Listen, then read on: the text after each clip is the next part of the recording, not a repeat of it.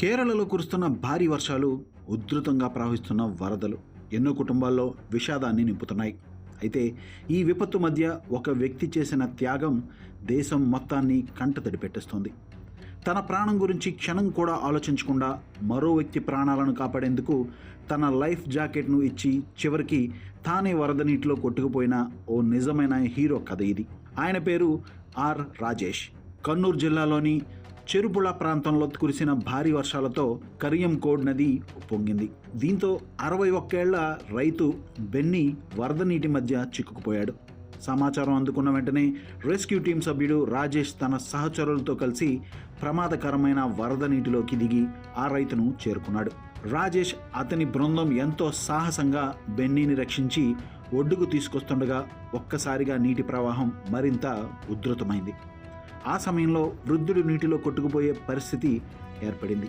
ఒక్క క్షణం కూడా ఆలస్యం చేయకుండా రాజేష్ తన ఒంటిపై ఉన్న లైఫ్ జాకెట్ను తీసి బెన్నీకి తొడిగించాడు. ఆ లైఫ్ జాకెట్ వల్ల బెన్నీ ప్రాణాలతో బయటపడ్డాడు. కానీ లైఫ్ జాకెట్ లేకుండా ఉధృతమైన ప్రవాహాన్ని ఎదుర్కొన్న రాజేష్ మాత్రం వరద నీటిలో కొట్టుకుని పోయాడు.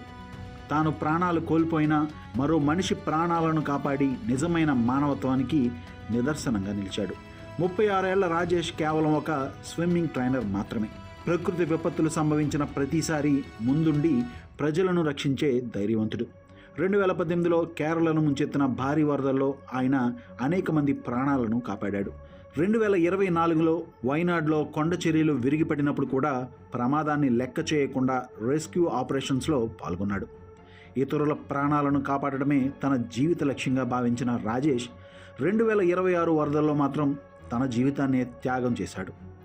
3 రోజుల పాటు సాగిన గాలింపు చర్యల అనంతరం రాజేష్ మృతదేహాన్ని అధికారులు గుర్తించారు.